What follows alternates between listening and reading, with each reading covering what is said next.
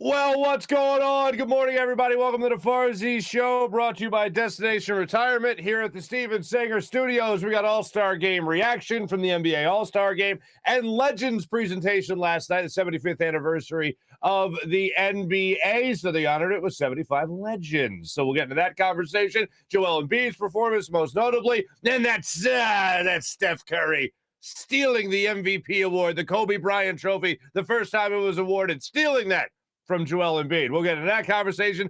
And I just want to tell you this. If you're working today on this fine President's Day, and you're on your way in and you happen to pop on the podcast, or you're just listening on your phone to the show, whatever it might be, and you're thinking, my friends are off because it's President's Day and they get to take the day off. They're taking a long weekend. They're enjoying a little mini vacation there, and I have to go to work. Allow me to wrap this sports hug around you when I just simply say this sentence. James Harden plays for the Sixers on Friday. Does that make you feel warm and fuzzy? That make you feel a little bit better? Go about your workday knowing that's going to happen. So we have all that to discuss today. And then stupidity at the college ranks. If you haven't seen it, I got it for you. I'll play it for you. Juwan Howard versus Greg Gard of the Wisconsin Badgers, the 15th ranked team in the country. They got into a little bit of a kerfluffle yesterday, a verbal argument that then turned physical, and the physical argument from Juwan Howard and a assistant coach of Wisconsin then led to Michigan and Wisconsin players throwing punches, which I know is what we all strive for at the college ranks. So we'll get into that conversation. But ladies and gentlemen, let's just recap what we went through yesterday. First off, this picture was fantastic. The Sixers Twitter account yesterday. If you're not on Twitter, which I highly doubt the vast majority of the people that watch this or listen to this show, I highly doubt you're not on Twitter. If you are not, log on, create an account, and see all the incredible photos from yesterday, including this one, James Harden with Allen Iverson at the NBA All-Star Game yesterday in the locker room, just hanging out, man. They're just enjoying each other's company. These two sitting next to each other. You saw some other great photos from yesterday that were just out of this world, for instance, like the one that you saw on the sidelines. This one right here, Joel Embiid on the court, and in the background, AI and Dr. J. The three greats, as far as I'm concerned, right there in one shot. The perfect photo to sum up All-Star Weekend for Sixers fan doesn't exist. It absolutely exists. And there it is. Absolutely incredible. And then with the 75th anniversary, you have these legends. 9. Did I count that right? 1, 2, 3. 1, 2, 3. 1, 2, 3. 9 stars for the 76ers. Hal Greer, Dolph Shades, Allen Iverson, Charles Barkley, Julius Erving, Moses Malone, Wilt Chamberlain, Billy Cunningham, and James Harden. Okay. Yeah, we count him already because he is here. And if you were watching the festivities yesterday, they did the player intros, and James Harden gets introduced. And like sweet music to my ears, take a listen. Injured and unable to play for Team LeBron is a 10-time All-Star from the Philadelphia 76ers, James Harden. He gives the little wave. He's got the hand going. He's got the little logo going next to his name with the 76ers. It all happens Friday when the Sixers tip off. Joel Embiid, James Harden, occupying the same court together, looking to get wins for your 10-9-8 76ers. I am ready to go. I can't wait. I need the James Harden era to start as soon as humanly possible, and I feel like I can't even wait for Friday for it to actually happen. But nonetheless, it's going to happen. And yesterday was awesome to watch all the best players of the game play this little scrimmage. But here, look, let me say this. They don't play defense. It's not competitive and all that. Is the last quarter competitive? Yes, the last quarter is competitive. That's generally been the MO of the All-Star game for what I feel like the last 20 years, to be honest with you. But in this format, they make a lot of money for charity. I'm not going to rip it. We weren't taking it serious anyway. However, it is great to make that money for charity and it's also great to still see the best in the game on the court at the same time, albeit for only one real competitive quarter of basketball, the fourth quarter, where it was a race to 163 yesterday, with LeBron James hitting the game winner in Cleveland, Ohio. So you couldn't script it better. The other thing is, a lot of people thought that LeBron James might go for the MVP award, being that it was in Cleveland. He did not get the MVP award. He wasn't even close to the MVP award. You know who was really close to the MVP award? Joel Embiid, who had the second highest points in the game with 36 points for the Team Durant yesterday. He also had 10 rebounds. I think he also had 5 assists. Not such a bad day for Joel Embiid. He would have won the MVP award. The only problem is that guy, Steph Curry, is pretty good at basketball and started bombing threes yesterday in the game. 16 three-pointers in yesterday's game. And usually I don't like the hot dog mentality, but for whatever reason with Steph Curry, it just kind of works. I like it. And if it's in an all-star game and it's supposed to be a show more than anything, then I'm absolutely okay with it. And yesterday was a great demonstration of not just shooting and hitting threes, but how to, bask in your greatness. Steph Curry comes up the court multiple occasions, chucks it up from like 37 feet out, and while the ball's in the air, he turns around, starts running the opposite direction. He knew when it left his hands that it was in. You remember that foul shot I took on the court with my buddy Bennett at the 76ers game? Remember that? I knew that ball was in when it left my hands. I should have done the same thing Steph Curry did, except I don't really run. But he just turned around and ran the other way, and he knew it was in. There was other instances. He hit corner threes. He started doing a little shimmy, little dance there in the corner. And then the best one, I think it was actually his last three of the game, if I'm not mistaken, to get to 50 points, I think. He was in the corner. If you're watching the game on TV, bottom right-hand corner of your screen, shoots the three, immediately turns around to the audience. The crowd starts going nuts, and he goes, "Oh, did that go in? Did that go in?" Okay, and he bolts down the other end. It's entertaining as hell, and I hated it in the middle because I was like, he's going to go after an award that Joel Embiid could be winning in this game, and then it just became so damn entertaining. It's all I could do. So here's what I think. Steph Curry can steal the MVP trophy from the All-Star game, the Kobe Bryant trophy from Joel Embiid, and then Joel Embiid can steal the Joker MVP award for the regular season. And that's how I'll go about it. And that's the way I think it should be done. But overall, very entertaining day yesterday. The format is not my favorite, but if it makes money for charity, fine with me. The games count for real. The play starts to count again on Friday, which is now what I am focused on, with Joel Embiid and James Harden set to be on the court for the first time as 76ers teammates.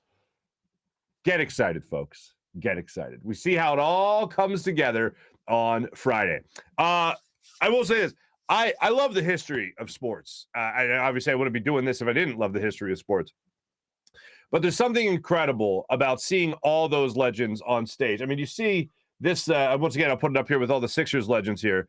But when you see all those guys on stage at the same time, getting introduced all together, you see Magic Johnson and Michael Jordan together again, laughing together. Like, there are certain things in sports that will always make me feel like a kid. When it comes to like seeing highlights from the 93 Phillies, I'll always automatically be transported back in time to that year, 1993, being 10, 11 years old, watching all that come together, watching John Kruk and all those guys and just watching that whole season and just following it and being a fan and all that. Like, I'll never not feel like a little kid watching that. Seeing Magic Johnson and Michael Jordan laugh it up, I'll forever think 1992 Barcelona Dream Team.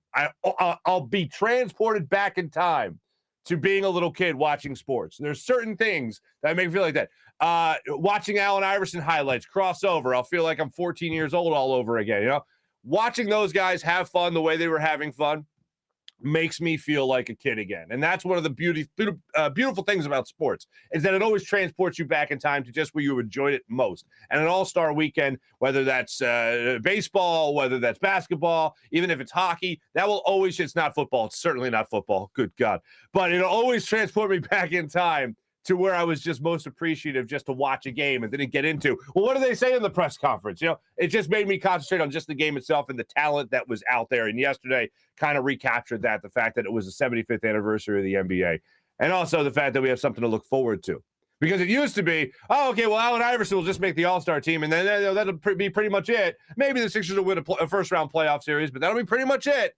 And now it feels like, with the Eastern Conference wide open, and now the Phoenix Suns, in case you haven't seen this, Chris Paul is going to be out 6 to 8 weeks after he gets reevaluated for a fracture in his thumb. You don't know what could happen in the NBA. You don't know what can happen for the rest of the season in the NBA. We know the Eastern Conference is wide open for somebody to take it. Sixers enter into the second half of the season, the post-All-Star break part of the season, just 2.5 games out of first place in the Eastern Conference. And James Harden hasn't even played yet for the Sixers. So that's pretty wide open. Then you look over to the Phoenix Suns, you look over to the Western Conference, and that's obviously a lot more competitive. A lot of the teams are just off the charts in the Western Conference this year.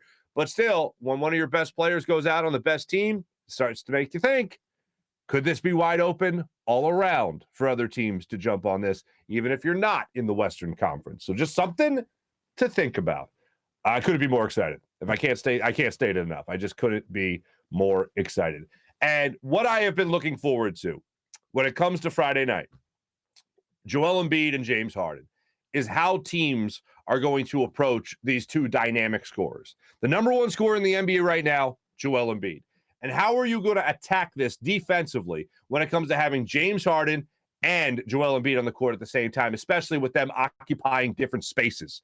Joel Embiid, yes, we know he likes to float. We know he likes to get to the outside. But think about this. Even with that being a factor, James Harden, dribble drive penetration, get to the rim, kick out to Joel Embiid, who's only a 40+% three-point shooter. All right. Reverse it in probably the more traditional sense.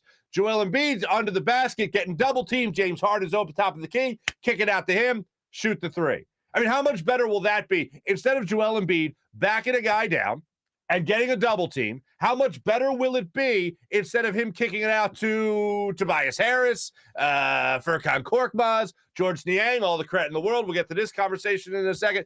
All the credit in the world to those guys. They hate James Harden. How much better is that going to look? And let me just fantasize about this just for a second. Just for a second. Joel Embiid has done a lot of things in his career to get better. Every single year, we watch him get better at something, whether that be technique, footwork, jump shot, three-point percentage, foul shooting, whatever it might be. We watch him get better at something. I would be amazed this year if we saw Joel Embiid at the top of the key, set a screen for James Harden. James Harden starts going to the rim, simple bounce pass between the defenders to Joel Embiid, who slams it home. Dare I say, an old-fashioned pick and roll. Dare I say, a good old-fashioned Red Auerbach VHS tape, How to Play Basketball 101. Dare I say we see a pick and roll between James Harden and Joel Embiid. That's something we never see between the two. We never see Joel Embiid set a pick, bolt to the hole. We never see it. I'd like to see it with James Harden. It'll never be more possible than it will be with James Harden either running point for you or either at the top of the key trying to run your offense. It'll never be more common, more easy to do that than starting Friday. That's what I can't wait to see. That's what I want to see. Just give me a couple times. Just let me know you can do it. That's it. Just let me know you can do it. Or the pick and roll. Joel Embiid bolts it all. James Harden throws it up. Slam by Joel Embiid. Can't wait. And it all starts Friday. When we last spoke, the Sixers were about to take on that Bucks team, right? That Milwaukee Bucks team. And going into that game, I wasn't sure whether or not James Harden would be making the trip. James Harden made the trip. That's pretty awesome that he made the trip. James Harden, during the game, pulls Tyrese Maxey aside and says, man, just go to the hole. Just keep on going to the hole. Every single time. Just go. You got the speed to do it. Just go out there and do it. He pulls him aside on the sideline. Allie LaForce, like I've said before, is another angel. She catches this moment, describes it, and then you see James Harden on the sideline just saying, thank you to Tyrese Maxey after he started being more aggressive. And we talked about it a little bit on Friday when we talked about how you have coaches like Sam Cassell and you have coaches like Doc Rivers trying to drill it into Tyrese Maxey's head that he can beat anybody off the dribble. So use that to your advantage. I think it really helps when you have somebody who is now a 10-time NBA All-Star, tell a younger player that he needs to do that. And the thing I'll always go back to about the impact of a guy coming into a locker room and the weight that they carry, especially if they're a seasoned veteran like James Harden is, right? I'll never forget hearing this story from some old baseball writers talking about how Pete Rose had this phenomenal impact on the Phillies clubhouse when he came to Philadelphia. Like Mike Schmidt and Greg Luzinski, like Pete Rose had to tell those guys how feared they were by opposing pitchers when they step into the batter's box against them. Because it's something that some batters just don't think about, no matter how great they are. Even if you're a future Hall of Famer, if you're a 500 home run club, Mike Schmidt, you don't even think about it until somebody comes in and goes, I don't think you really realize how that pitcher is shaking in the boot. Like, you have the advantage. They're afraid to face you. They're afraid to make a mistake because they know that you will punish them for it. A guy like James Harden has a similar effect. If James Harden's coming over to a, 21-year-old Tyrese Maxey saying, you can beat anyone off the dribble, go beat anyone off the dribble. And then you see that happen, and you see James Harden on the sideline go, yeah, thank you. Then that's really what you need sometimes as an athlete, to go out there and actually beat up on some of these guys that need to be beat up on. And that's what you love. You love to get that message out there. And then after the game, it comes out that George Niang started bombing threes in that game against the Bucks because James Harden said, why are you dribbling?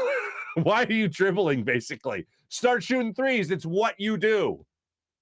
Next thing you know, he's got 5 threes, 5 for 10. I'll take that from George Niang. If George Niang's going to have that attitude, guess who's going to be betting the over on George Niang threes come Friday? This guy. And we'll see how that plays out. Hey, look, I'm not trying to tell Brooklyn that they don't know what they're talking about by any means, but they had their experience with James Harden. We're going to have our experience with James Harden. I think a lot of a player's attitude, and I think this goes for anybody in any line of work, you're happiest where you want to be. James Harden's always wanted to be in Philadelphia since Daryl Morey got here. Said so at his press conference. And I don't think it was just lip service. Instead, the Nets was the deal that it ended up working out. Now he's in Philadelphia where he wants to be, wants to play with Joel Embiid, wants to help mature a guy like Tyrese Maxey. This is exactly what James Harden needs at this point in his career. If that's the case, then I think we're going to have a model citizen here in Philadelphia. And I also think that Doc Rivers needs some help in coaching up some of the younger guys, and I think James Harden's just the right guy to do it. So I look forward to Friday and everything getting on. I can't say it enough. Friday! It all gets underway Friday. Okay.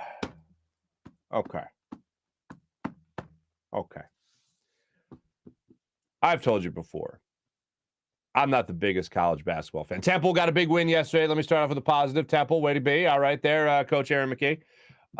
Temple got a big win yesterday. So that's a positive. Michigan versus Wisconsin. If you haven't seen it yet, here's the tape courtesy of CBS Sports. This is what unfolded yesterday. And Juwan Howard not going over immediately to shake hands. Now he's going to get in the line. Interesting finish here. 77. Oh, see, and they're going at it. Oh, yeah. Howard and Guard are not happy right now as the two of them continue to have words. We told you Juwan Howard was not happy about that timeout. And Juwan Howard just threw a right hand. And now we got a scrum.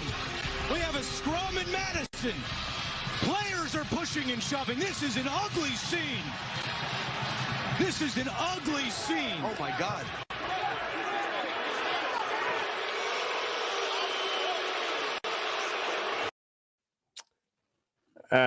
So that happened. The timeout that was referenced was with a 10-plus point lead. Wisconsin called a timeout to avoid a backcourt violation, essentially, a backcourt violation because Michigan was still pressing.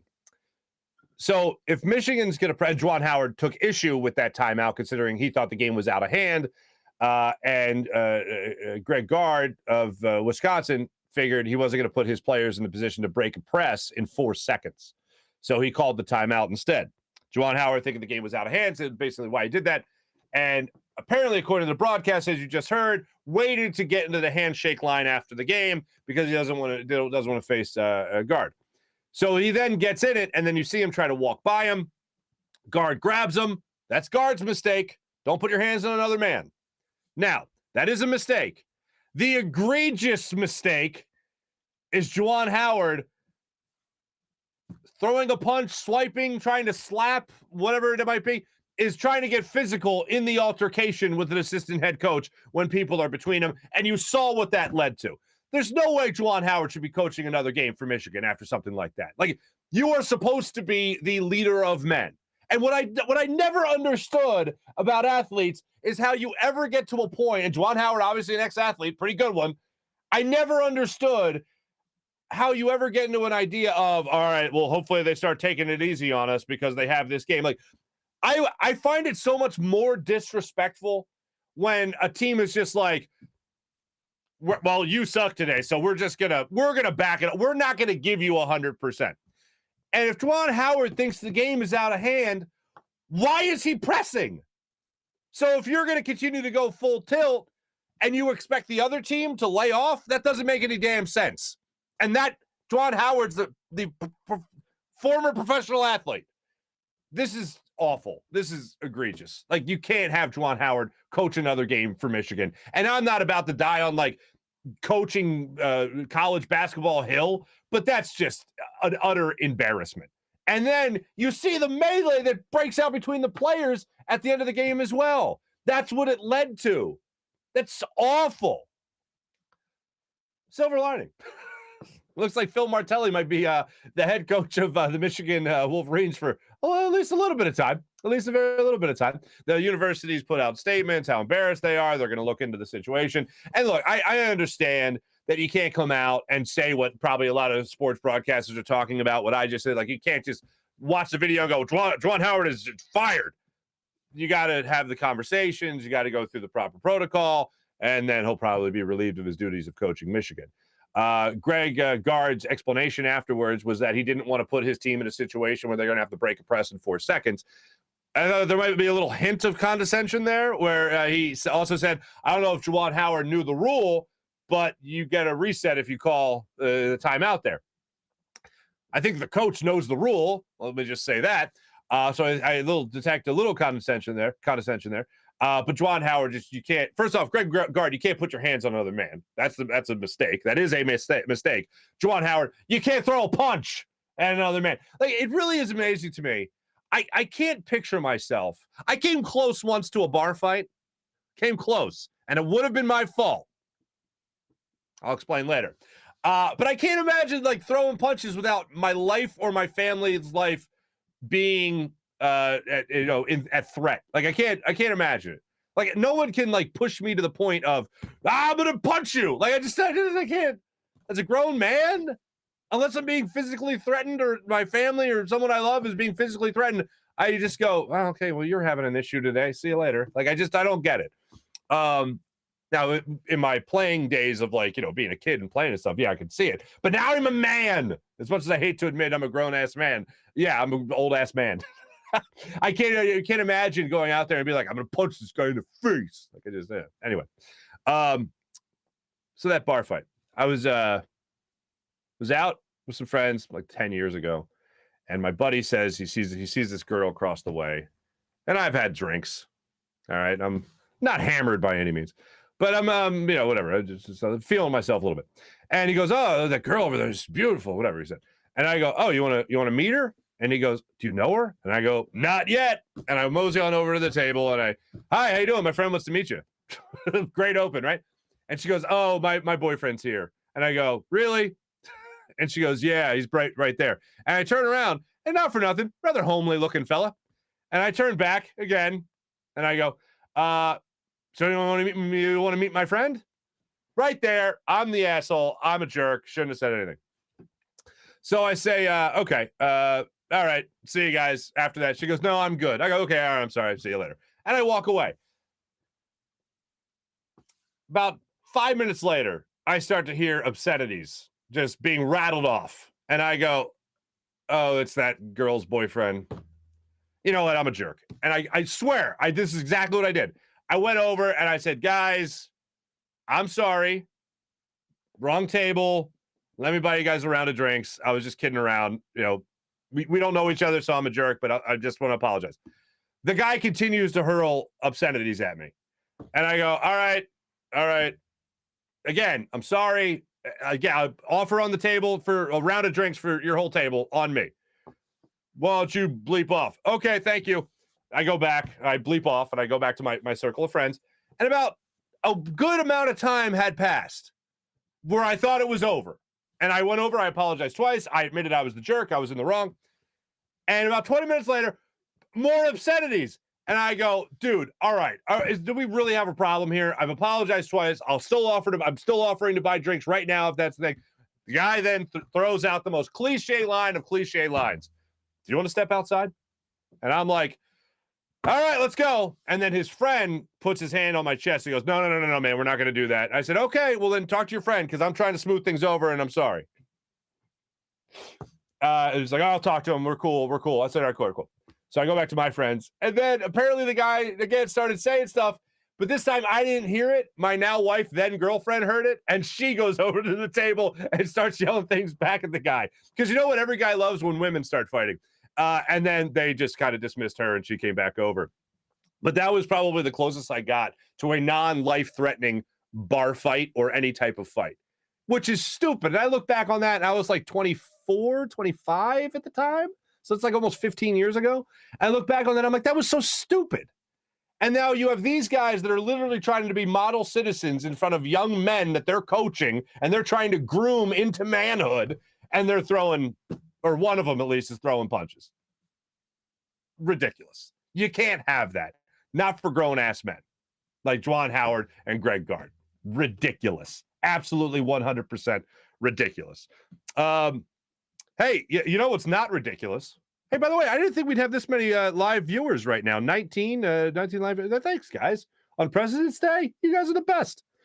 You know what's not ridiculous? Planning for retirement. It's called a segue, folks. Mike Seibert, RICP, my man. He's a financial advisor for Eagles fans only. You heard that right. His firm, Destination Retirement LLC, is a full-service planning firm and an affiliate of 1847 Financial. Let him create a written financial plan for your accumulation years as well as your distribution years. With pensions few and far between, you're on your own when you retire with only a 401k or an IRA. So let Mike help you turn your assets into an efficient income stream that you can't outlive. Mike Seibert is here to put a plan in place to help you retire. And if you're already in retirement, a plan that helps you alleviate people's biggest fear, running out of money. Come on, Eagles fans, with stock market volatility and taxes probably going up, you need someone as your financial head coach with the experience to tackle these obstacles. With over 30 years in the financial game, Mike Seibert is a seasoned veteran who is committed to helping Eagles fans get through and to retirement. You can reach Mike at 484-275-6035. That's 484-275-6035.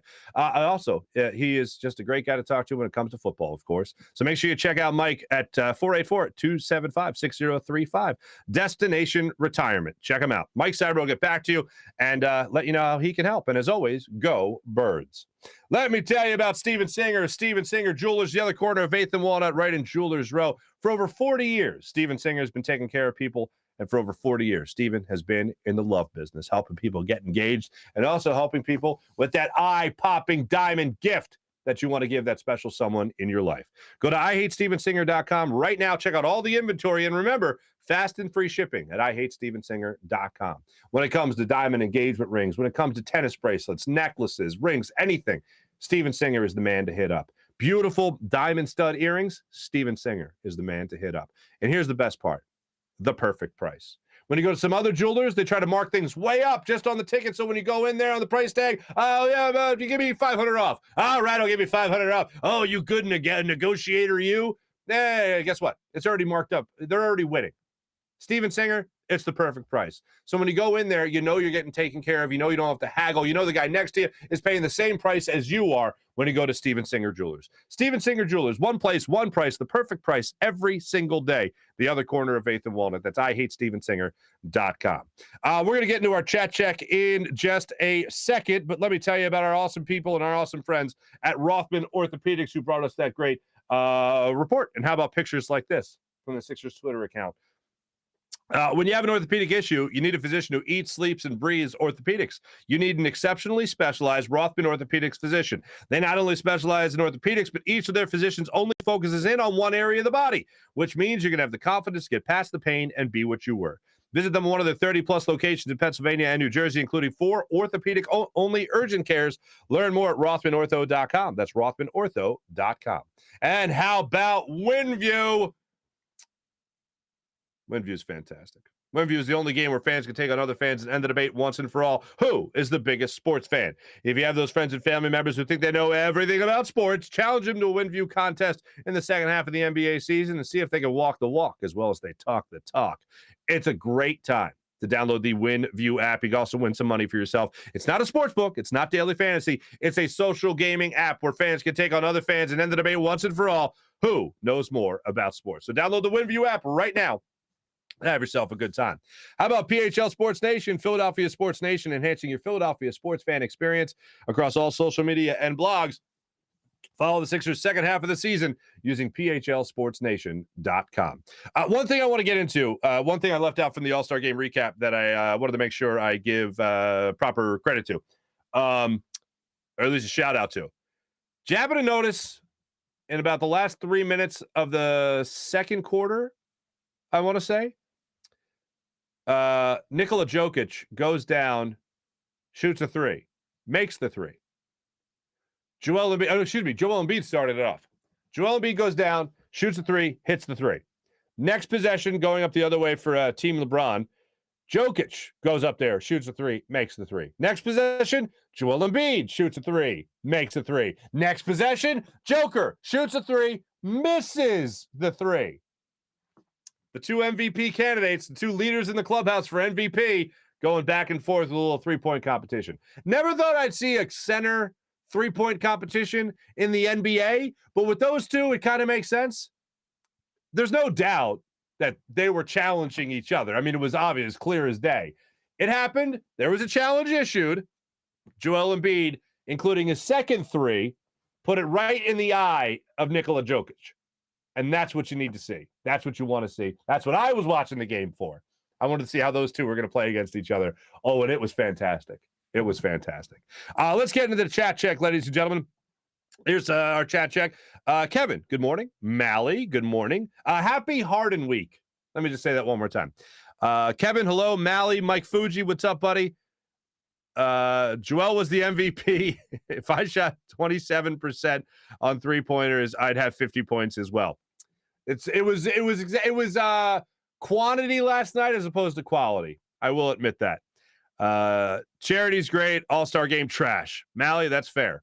Marc, happy President's Day. Do we say that? Laugh out loud? Yeah, you can say that. Any day you have off, happy that day. Any day you don't have to be at work, happy that day. I think that's fair. I do think this, though. One of the greatest travesties as a holiday, with all the holidays and all that we have nowadays, like today's National Cheeseburger Day. I don't know if it is, but whatever. You get what I'm saying. Why haven't we just moved President's Day up to the day after the Super Bowl? Are we just going to ignore the fact that Super Bowl Sunday should be a national holiday? And quite frankly, is an unofficial national holiday? Why not just give people off the next day? Everyone's together at a party. Everyone's running around. You're going to this party, that party. Everyone's making their favorite dip. That takes a lot of work. The next day should be President's Day. This is not an original thought by me. This is a thought had by many other actually brilliant human beings. And this idiot who repeated kindergarten thinks it's a pretty damn good idea. So why the hell don't we just have President's Day the day after the Super Bowl? Yes, and if the NFL season expands again, move President's Day back again. So for me, why don't you just move President's Day next to the Super Bowl? Or NFL, why not push it back a week? whatever it might be. Ridiculous, if you ask me. Charity game, Chris Paul out 6 to 8 weeks. That's correct with that fracture in his thumb. Marc, happy President's Day. Over under combined points for Joel Embiid and James Friday night. You know, Mally, here's what I'm going to do. I'm going to lay off betting the first game. I might do like a prop here or there, like George Niang over under threes, like to hit a 3, whatever it might be. Like I might do something like that. But in terms of over, like betting there over or under, I'm going to avoid it. James Harden, I might go assists. But I need to see how it's all going to come together. I need to see how it's all going to work. So that's the way I'm going to play that. Seeing JoJo and Harden dab up. This is Darren. They're Darian, excuse me. Seeing JoJo and Harden dab up made him feel special kind of way. When they were in the locker room yesterday, that was pretty great. That was pretty awesome. You see, a couple of things from the locker room. I got to give a shout out to my man, Mike Gaddy, who's a great producer over at NBC Sports Philadelphia. He got pictures of Joel Embiid in the locker room playing cards with other All-Stars. And there's like, I don't know how many hundreds, but there's a bunch of hundreds on the table. And they're playing cards. And then afterwards, there's another photo of Joel Embiid, like in the background, counting the money that he won in the game. And it's like, oh, it's a good night for JoJo. I guess charity isn't the only thing earning him money tonight. And that was pretty cool. I thought that was pretty funny. But the biggest thing was the fact that James Harden and Joel Embiid were out there hugging, broing out, if you will, seeming like they were really excited to get the second half of the season started. So, yes, Darian, I agree with you. That was a pretty awesome moment. Sean, good morning. Nice to have you. Luigi, wait, punk move by me? Are we talking about handlebars? Yes, it was a punk move by me. I'm a bastard for it. I'm not proud of it. Which is why I apologized several times and offered to buy drinks. There's like 7 people at that table. With that one bar fight, you know, Marc had the handlebar. Oh, you know that one bar fight, Marc had the handlebars, right?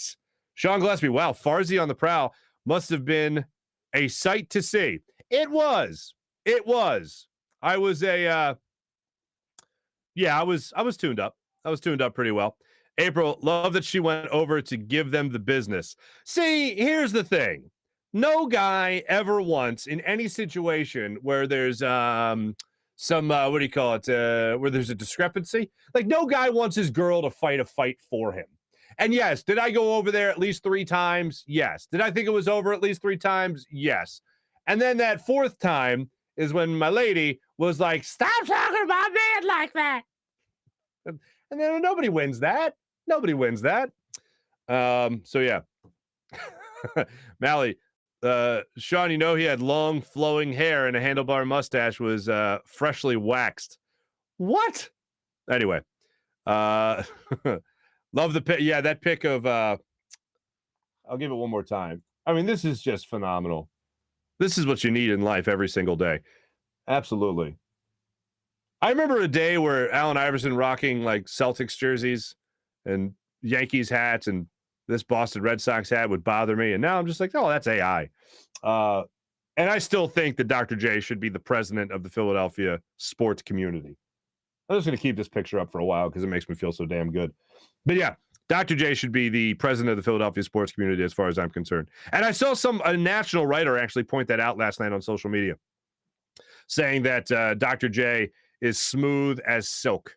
And that's the way I describe Dr. J right now. And I've had the great fortune of interviewing him a couple times. And he just has that sense of like, your really sophisticated uncle that just like, of all the shenanigans that go on in your family, your uncle's there. It's just like, yeah, man, just chill out. It's all going to work out. It's just going to smooth over. You're fine. Don't worry about it. That's what that picture is. It's just all class. Technically, it is Washington's birthday that is being celebrated. That's why it's this weekend. Well, let me tell you something about that Washington guy. No, April, thank you for that. Yeah, that's why it's celebrated this day. But it's still to honor all the presidents. We used Washington's birthday to honor the presidents. Hey, guess what? You know what? If the kid's got a birthday on like a Tuesday, you don't have the party on Tuesday. You have it on Saturday. Why? Because it's convenient for everybody. George Washington sacrificed a lot for this country. Okay? The least we could do is make sure everyone has time to throw him a proper party. Huh? That's what I have to say about that. Anyway, that was our chat check, ladies and gentlemen. Appreciate everyone joining the chat check. Always great talking to you. I try to school these kids on Dr. J every chance I get. Sean, good for you. That's the way you need to play. I got a confession to make, folks. Here's where I'm at with this whole quarterback situation with the Eagles. I'm seeing now Jimmy Garoppolo's name get thrown out in trade rumors as possibly coming to the Sixers. Jeez, that's where my head's at. Possibly coming to the Eagles, Jimmy Garoppolo in a trade. I've seen that come out there, and I've seen other national reporters say, no way, no chance, no how. I've come to terms with this idea. I'm not ridding myself of 2 first-round picks. I'm not taking 2 first-round picks and trading them for Russell Wilson. I'm not taking 2 first-round picks and trading them for Aaron Rodgers. I'm sure as hell not doing that for Deshaun Watson right now. I can't see the Eagles doing that. And I know they're on the prowl. They're on the hunt for another quarterback. I know that they're keeping their options open for another quarterback. But I don't see them trading 2 firsts, at least not in this draft where you have 3 first-round picks. I don't see them moving 2 of them to bring in a quarterback. I know that seems to be conventional wisdom. I know that seems to be what a lot of people are reporting, that the Eagles are really on the hunt. Like, I understand they're going to be kicking the tires and they're going to be looking for other talent. I get that. I think they are going to look in the draft for it. Later in the draft, I think they're going to eventually draft somebody that will be a quarterback, obviously. They'll draft a quarterback late in the draft. But I don't see it happening with the first 3 picks. I think it behooves the Eagles, the more these rumors get trotted out, and the most recent one is Jimmy Garoppolo. The more these rumors get trotted out, I think it's the best case scenario for the Eagles to hold on to their 3 picks. I think they'll take at least 2 defensive players with those first picks. Excuse me, did I say at least? I think they'll take at most 2 defensive players with those first 3 picks, and they will invest in their defense. And I think they'll get 1 offensive player, probably a lineman that won't really blow any of us away. But it's a defensive-heavy draft, especially in the first round. I think the Eagles will take a defensive player that will be an edge rusher, somebody that will be what Derek Barnett was supposed to be, and then most likely a secondary player. I know a lot of people are going to be looking at linebacker. I just don't see the Eagles ever investing a first-round pick in a linebacker. And what's it been, since 1983 or something like that, since they took a linebacker in the first round? So I don't see the Eagles doing that. I also don't see the Eagles taking 2 first-round picks and trading that for a quarterback. I know some people are holding out hope that Russell Wilson will really want to come to Philadelphia, or Aaron Rodgers will really want to leave Green Bay, or even that the Deshaun Watson cases will be cleared and he'll be fine. He'll be ready to go come the opening day of next football season. I don't see that happening either. I think it's the best interest of the Eagles to hold on to those picks, invest them in the draft, invest them in this current team, ride out another year with Jalen Hurts and see how he improves over his next year. That's the direction I think the Eagles will go. Now, I don't think that makes Jalen Hurts better than anybody on the market. And I know a lot of people, so who's a better quarterback, Jalen Hurts or Russell Wilson? Are we really going to have that conversation? Do you need that acknowledged, that fact? That's not even an opinion. It's a fact. He's a better quarterback than Jalen Hurts. But the question is, what kind of leap, what kind of jump Jalen Hurts will take in his second year as a full-time starter? That's what I'm willing to wait and see. That's what I'm willing to bank on. And I also told you before that the Eagles could very well, and I see Howie Roseman doing this, hedging his bets a little bit. Taking 2 players in this draft in the first round and using that first-round pick to flip to next year for a first in case Jalen Hurts really does hit the fan in what might be a more heavy quarterback class. That would probably be the route that Howie Roseman goes, because that's thinking a little bit more down the line. That's also giving himself another first-round pick. So that's saying that I'm not going to use those 3 first-round picks this year, but here's what I'll do. I'll split the difference. I'll take 2 firsts in this draft, and I'll take 2 firsts in next draft as well, because the Eagles will obviously have their pick and then whatever they trade for. So you flip that pick to next year, you could be in the business and also move up in next year's draft as well. So that gives you some flexibility if you're Howie Roseman. So I don't think they take these first picks. And with all the rumors, the reason I say this now is because we're coming up on the new league year. And there's going to be even more stuff coming out there. And Jimmy Garoppolo is the one that kind of came out over the weekend that I went, oh, my God, are we serious about this? So with all the stuff that will come out regarding the rumors about who will play quarterback for the Eagles next year, I still think it's going to be Jalen Hurts. I think that's the wise move to make. But regardless, if Russell Wilson's saying, I want to play for the Eagles and only the Eagles, you can get him for a first-round pick, then let's party. But if it's 2 firsts, I'm all right on that. Let's invest in this team right now. And if you want to hedge your bets a little bit and move it to next year, then I think that's another smart play. But I think you always want to believe that the quarterback of the future is on your roster, and I think Jalen Hurts has at least earned that year, that extra year, that second year of trying to prove he can be the guy here in Philadelphia. And, I mean, now that Ben Simmons is gone, I mean, let's get back to that conversation. Is Jalen Hurts the guy? I think Jalen Hurts is the guy for next year. And although the Eagles will be exploring the other options that are out there, I think when push comes to shove, the decision they will make is, all right, we're going to stick with Jalen Hurts on this one and see how he does for next year. Plus, I don't think the Eagles are a quarterback away from being like the most competitive team in the NFL. I don't think they're a quarterback away from this defense being a lot better. I don't think they're a quarterback away from making a run at least the the conference championship game. You make those moves when you're that close, and I don't think they're that close. The Seahawks weren't that much better than the Eagles this year, or weren't that much worse than the Eagles this year, and they had Russell Wilson, who only missed, 3 games because of the fracture in his finger? The torn ligaments, rather, in his finger? Yeah, I'm not going to. They make some moves defensively. Yeah, we can talk about it. They got a lot of cap space, about $22 million? Let's see how they invest that and see how close they can get to actually making a move to being an actual contender. So let's see if we can make that. Thank you. 1979, Michael Fuji. Appreciate you, buddy. 1979, Jerry Robinson, linebacker, last linebacker they took in the first round. So I'm crossing my fingers for it. Folks, I'll end the show today with how I started the show. It's Harden week. Happy Harden week, everybody. I look forward to seeing how all this comes together for the 76ers. This is going to be the most talented basketball team that the Sixers have had in quite some time. I think the Jimmy Butler 76ers that lost on the quadruple doink was a pretty damn talented team. James Harden's better than Jimmy Butler. Right now, Joel Embiid is a better basketball player than the guy that walked off the court crying in Toronto that fateful evening. This team is a more talented team than that team. Matisse Thybulle, one hell of a defensive talent. Ben Simmons, obviously one hell of a defensive talent. This is going to be the most talented version of the 76ers that we have seen in a very, very, very long time. They could even be better than that 2001 Allen Iverson team. Dare I say it? But they could be. Now it's about going out there and prove it. You have James Harden, you have Joel Embiid. You have 2 star athletes on this team. That team with Allen Iverson had 1 star athlete. They had Dikembe Mutombo, sure, but you knew he was going to get dominated by Shaq in the finals. This team, and he wasn't giving you offensively what Joel Embiid is giving you offensively. Without question, when it comes to superstar talent, this team is more talented than the team from 20 years ago with Allen Iverson. Go out there and get at least as far as they got by getting to an NBA Finals. It starts on Friday. The tandem of Harden and Embiid starts on Friday. Need Tobias Harris to step up and play like he's capable of playing. Need Tyrese Maxey to continue to improve as his game continues to grow. And you need Matisse Thybulle to be out there at the top of the key, forcing turnovers, getting in the passing lanes, and getting quick 2 points down the other end. They do all that, this team will make a lot of noise. They do that, this team will find itself in the Eastern Conference Finals for the first time in over 20 years. And that's what we're all looking forward to. This is going to feel like a very, very, very, very long week. But when Friday comes around, I think it's going to be well worth the wait. Ladies and gentlemen, I can't wait for it. Thanks for joining me today. Much appreciated. Jim Hyder produced the program, did a phenomenal job as per usual. Enjoy the rest of your President's Day, everybody, no matter what weekend it falls on.